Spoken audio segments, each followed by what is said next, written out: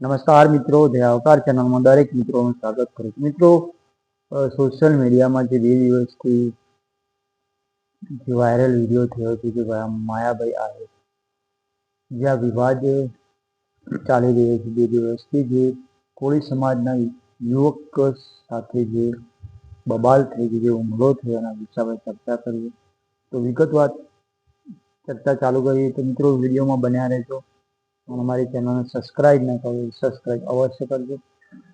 મિત્રો, વાત કરવી છે 24 તારીખે જે માયાભાઈ આહિર, જે હાસ્ય કલાકાર, એમનો એક ડાયરો હતો। ડાયરામાં માયાભાઈ આહિરે કોઈ ટ્રસ્ટ વિશે એમને કોઈ ભૂલ થઈ ગઈ છે, કોઈ કારણોસર, કોઈને એમને ખબર નહીં હોય અને એના વિશે વિવાદ ચાલ્યો। વિવાદમાં એના પછી માયાભાઈ આહિર એમને માફીનો એક વિડીયો બનાવ્યો કે મને ખબર નથી આ વાતની, હું ભૂલી ગયો, ડાયરામાં મારી ભૂલ થઈ ગઈ। ત્યાર પછી એવું માયાભાઈ આહિરે માફી પણ માંગી, વિડીયો બનાવ્યો અને ત્યાર પછી જે બગદાણામાં જે સરપંચ, એમના પર નવીનભાઈ પર ફોન આવ્યો, જે માયાભાઈ આહિરના દીકરાનો, જે રાજસિંહ આહિર, અને એમની વાત શું થઈ અને બીજી કે એના પછી જે હુમલો થયો, નવીનભાઈ પર હુમલો થયો હતો, શું છે હકીકત, આપણે વિડીયોમાં જાય, વિડીયો પૂરેપૂરો જોજો મિત્રો। તો જ્યારે જે એમના સમાજના, કોળી સમાજના બધા યુવાનો આવ્યા હતા અને સમાજના એમના આગેવાનો પણ આવ્યા હતા, ત્યારે જે આમ આદમી પાર્ટીના માં જોડાયેલા છે એવા કરશનદાસ બાપુ મીડિયાના માધ્યમથી શું કહી રહ્યા છે, કોળી સમાજને અને આહિર સમાજ એકતા રાખો। અને આ મામલો એટલો ઉગ્ર બને છે, વ્યક્તિગત મામલો હતો પણ અમે ધીમે ધીમે સમાજ તરફ વળી રહ્યો છે, સમાજ સુધી જઈ રહ્યો છે એવું લાગી રહ્યું છે। ત્યારે કરશનદાસ બાપુ શું કહી રહ્યા છે, દરેક બંને સમાજ, આહિર સમાજ અને કોળી સમાજ, તો વિડીયો જોજો, વિડીયો પૂરેપૂરો જોજો મિત્રો।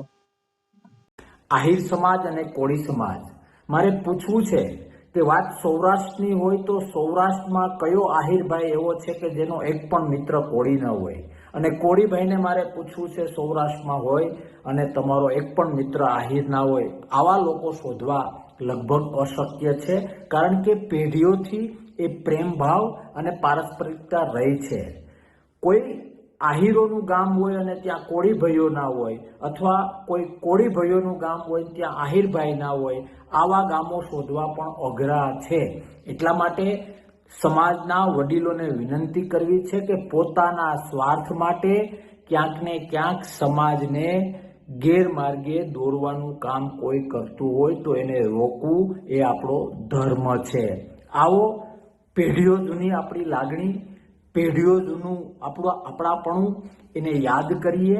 અને હા, હું એ વાતમાં સહમત છું કે જે કંઈ ઘટના ઘટી એ દરેક સમાજના નેતા તરીકે જે તે સમાજના નેતાઓએ મિત્રો વિડીયો કરશનદાસ બાપુનું કેવું એવું છે કે તમે કોળી સમાજ, આહિર સમાજ એકતા છે બંને, અને દરેક ગામડાઓમાં કોળી સમાજના પણ લોકો આવ્યા અને ભરવાડી સમાજના પણ ભેગા મળી રહે છે। એક શાંતિ ભાઈચારાનું રાખો, આ સમાજ સુધી વાત મત લાવો, વ્યક્તિગતની વાત છે, જે પણ કાયદાનું જે થતું એ કર્યો એવું સમજાઈ રહ્યા। ત્યાર પછી જેમના કોળી સમાજના MLA જેવા નેતાજી હીરાભાઈ સોલંકી, જે વિડિયા સમક્ષ અને જનતા સમક્ષ શું કહી રહ્યા છે, વિડીયોના માધ્યમથી વિડીયો પૂરેપૂરો જોજો અને કોમેન્ટમાં તમારું શું કેવું છે, આમાં કેની ભૂલ છે, શું છે, અવશ્ય બતાવજો। હું વિડીયો બતાવું, મેં નવનીતને સાંભળ્યો છે, એના પાસે બધા પુરાવા છે। માત્ર ને માત્ર મારું આટલું જ કહેવાનું થાય છે, પોલીસ વિભાગને પણ આપના મારફતે હું કહેવા માંગુ છું કે સાચી દિશાએ તપાસ થાય અને જે કોઈ ગુનેગારો હોય એ ગુનેગારોને બચાવવાના પ્રયત્ન ન કરે, એ આપના માધ્યમથી કહેવા આવ્યો છું. જે કાંઈ બનાવ બન્યો છે એને સખ્ત શબ્દોમાં હું વખોડી કાઢું છું. ક્યારેક પણ કોઈ સમાજ, આખો સમાજ અસામાજિક નથી હોતો, વ્યક્તિઓ અસામાજિક હોય છે. અને આ સમાજ માટે હું કહેવા માંગીશ, એ વાત પણ સાચી છે, પણ જે છે હકીકત કે જો આમાં રાજકારણ ન હોવું જોઈએ. કે જે પણ છે હકીકત છે એ સામે લાવજો. આપણું સમાજનું છે, દરેક માટે એક વાત ખોટી આમાં વાત ના આવી જોઈએ. પોલીસ તંત્ર હોય, નેતાઓ હોય, જે પણ હકીકત હોય એ સામે આવી જોઈએ. આમાં રાજકારણની વાત વચ્ચે આવી વિવાદ ન હોવો જોઈએ એવું કહી રહ્યા. ત્યારે એવું હોસ્પિટલમાં નવીનભાઈને ખબર અંતર પૂછવા જાય છે, સમાચાર પૂછવા જાય છે હોસ્પિટલમાં હીરાભાઈ સોલંકી. હું પણ એ વિડીયો બતાવું, વિડીયો પૂરેપૂરો જોજો મિત્રો. એ હાટું આવ્યો છું એટલે મૂંઝાતો નહીં ને હિંમત રાખતું, હિંમત વાળો જ છે. શું કીધું? તું છે ને હિંમત વાળો છે, સમજ્યા? અને આપણે છે ને એની કદર કરીએ છીએ, હિંમત વાળાની. તું સમજે, મૂંઝાતો નહીં. આખો સમાજ તારે હારે છે ને તને ન્યાય આપવા માટેના પૂરા પ્રયત્ન કરશો. ત્યાર પછી જે એમએલએ હીરાભાઈ સોલંકી જે હોસ્પિટલમાં જે નવીનભાઈને ખબર અંતર પૂછે છે કે અમે તમારી સાથે છીએ, કોઈ ગભરાવાની જરૂર નથી, સાચો ન્યાય અમે આપીશું એમ કહી રહ્યા છે, આશ્વાસન આપી રહ્યા છે. ત્યાર પછી એમનો એક ફોન આવે છે. ફોનમાં જે વાત કરી રહ્યા ત્યારે નવીનભાઈને પણ ફોન આપે છે સામેવાળો વ્યક્તિ, પણ એ પણ આશ્વાસન આપે છે. વિડીયો બતાવો, વિડીયો પૂરેપૂરો જોજો. મોટા ભાઈ હારે વાત કરીને આવ્યો છું, વાત કર. હા ભાઈ. નવનીત. હા સીતારામ કરશો તો વાત કરશો. હા સીતારામ ભાઈ. સીતારામ. ન્યાય મજબૂત રહેજો. હીરા તમારી હારે છે. હા ભાઈ. અને હું આયા ઉદયપુર છું. હા હા. એટલે શંકર ભગવાનના દર્શન કરી અને કાલ હું આવી જાય. હા ભાઈ. ભાઈ એક વાત કહી દઉં, સાંભળો મારી ભાઈ. સોમવારે હોમ મિનિસ્ટરને મળવાનું થાય છે. જ્યાં હોય ત્યાંથી સોમવારે ને તમારે પહોંચવાનું થાય છે. હું અહીંથી ધારાસભ્યો બધાને લઈને આવું છું ભાઈ. અને આને છોકરાને ન્યાય અપાવવાનું કામ આપણે કરવાનું છે ભાઈ. આ સમાજનો દીકરો છે, ખોટો છે, હા એ તમારે કરવાનું છે. મારા હારે આવવાનું છે તમારે. આવી જાય તો ઓકે. ત્યાર પછી મિત્રો નવીનભાઈ હોસ્પિટલમાં હોય છે અને વિડિયા સમક્ષ વિડિયાવાળા બધા આવે છે અને નવીનભાઈ પાસે પૂછવા આવે કે શું છે હકીકત, શું બનાવ બને છે, શું છે, ફોન કોને કર્યો છે, શું વાત છે. એ વિડિયા સમક્ષ નવીનભાઈ હોસ્પિટલમાં દાખલ છે. તેઓ વિડિયા સમક્ષ શું કહી રહ્યા છે, હકીકત જાણો, સાચી હકીકત મિત્રો. એમનો મને વિડીયો મેં જોયો એટલે મેં માયાભાઈને ફોન કર્યો કે માયાભાઈ, બગદાણા ખાતે કોઈ મેનેજિંગ ટ્રસ્ટી છે નહીં મંજી દાદા ગયા પછીના. તો માયાભાઈ એવું કીધું મને કે ભાઈ આ વસ્તુની મને ખ્યાલ નથી, તો હું એનો માફીનો વિડીયો બનાવીને મોકલી દઉં છું. તો એણે એવો માફીનો વિડીયો બનાવીને મોકલી દીધો. ત્યારબાદ એમના દીકરાનો બીજા દિવસે મારે ફોન આવ્યો કે ભાઈ તું ક્યાં છો? તો મેં કીધું હું બગદાણા છું. તો એ કઈ જગ્યાએ? મેં કીધું આશ્રમે છું.